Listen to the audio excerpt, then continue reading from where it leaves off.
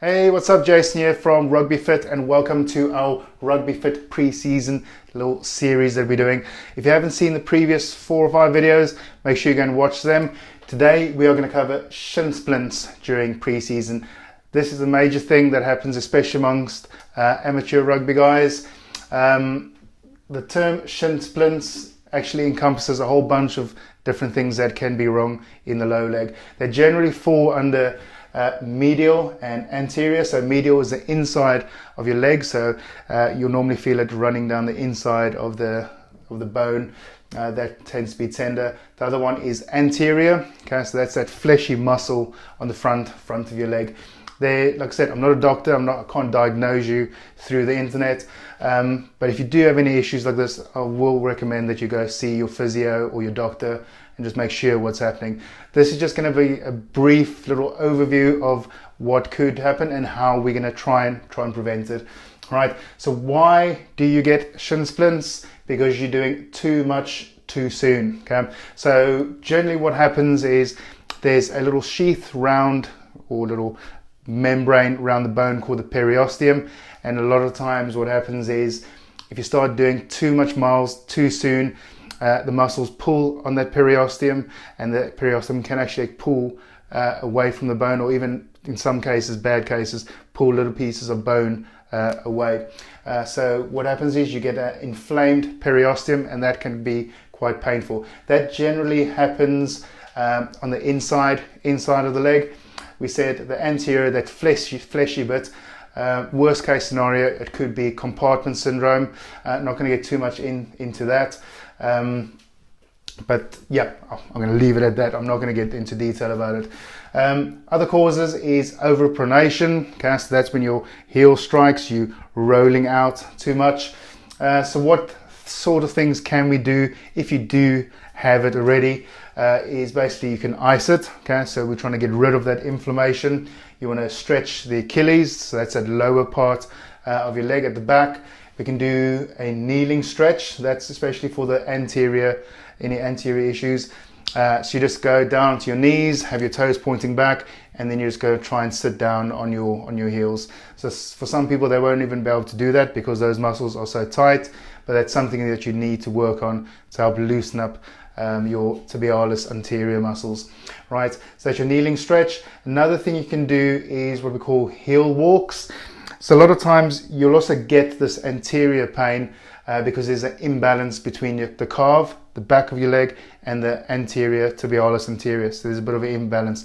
I don't know anybody that actually works the front of their legs when they go to the gym. So there can be an imbalance which is going to be making more you know what I'm trying to say, susceptible to that. So we can do heel walks. So that's basically just what it is. You're on your heels, you're pulling your toes up, you just walk around for 30 seconds, and then you walk normally for 30 seconds. You just do about 4 or 5 sets of that, and that'll help strengthen up your tibialis anterior. You can also do some compression, so you can get some compression socks just to help keep that to a minimum. What can we actually try and do to prevent it? So this is, if you've already got it, we don't want you to be in that situation. We want to prevent it. So what we can do is just slowly increase your mileage. Okay? So I said in the previous video, a lot of guys, they'll do nothing for 6, 8, 10 weeks, and now all of a sudden they're starting to do 5, 6, 10 Ks in a day, right? So that's going to make you susceptible to the shin splints. So you just gradually want to increase your running load. You want to make sure you've got the right shoes. So if you've had your same pair of trainers for the last 6 years, there's obviously no cushioning in them. You might need to invest in some more shoes. Ideally, you want two pairs of shoes. You can alternate between the 2 pairs. Right, heels and hard surfaces. You want to try, especially in the beginning, once you're starting out, you want to try and avoid heels, okay, gradients, and you also want to try and avoid excessively hard surfaces. So you generally want to try and start running on the grass as opposed to the road. Also, uneven surfaces. So you might decide you want to do some road running, but the road, you're running close to the pavement and there's a bit of a camber. So what happens is that one leg's going to be under a lot of stress the whole time. So you want to make sure that if you are running on a road that's uneven, if there's a bit of a camber, that you stay on the same side of the road. So when we're going out, we've got a lot of stress on the left leg, and then when we come back, we've got the stress on the right leg. So it's not always just the one leg that's constantly under stress. Right. Another thing we want to do is make sure that we're stretching. You want to be stretching the calves. You want to be stretching the Achilles.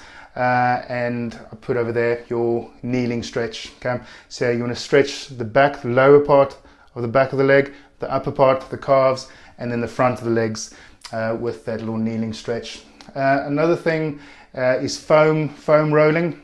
Okay, another great thing that you can do. So use a foam roller to roll the calves, roll the front of the leg, your tibialis anterior. One thing that I don't recommend, but that I have done in the past, and this was actually suggested to me by a professional kickboxer, is to actually take a rolling pin. And this hurts like hell. I started developing shin splints, and he just said, take a rolling pin and just, and this was medially, so the inside of the leg, and just gently just roll the rolling pin up and down your shins. So that's basically what they say, what the kickboxers say, is it basically helps compress the bone, and it's going to make you less susceptible to the shin splints. But like I said, that little one, or foam roller is fine, but rolling pin, not something I recommend. I'm not telling you to do it, but if you want to do it, yeah, just rolling gently, very gently on the bone until you get more and more used to it, and you can go a little bit harder.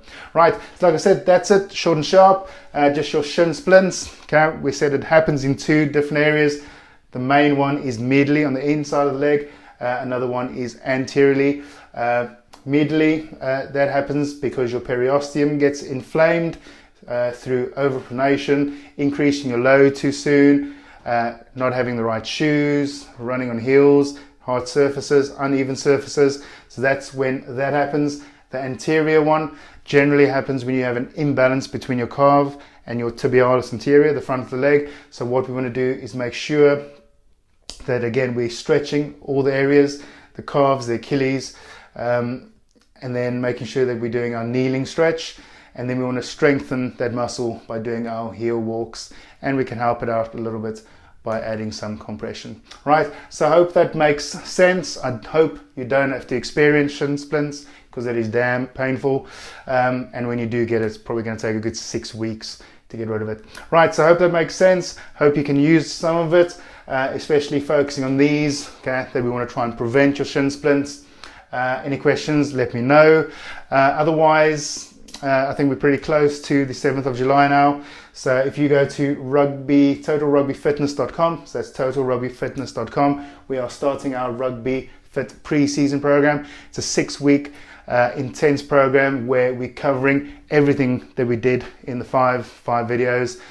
How you need to train, what you need to do, all the different loads. So if it's something you are interested in, just go to totalrugbyfitness.com, put your name, email address there. I'll send you a confirmation email. Just click on that confirmation, and then we can get you on board for the 6-week program. Right, so that's it. Shin splints, avoid them, don't get them. If you do get them, do that over there, your ice or your stretching.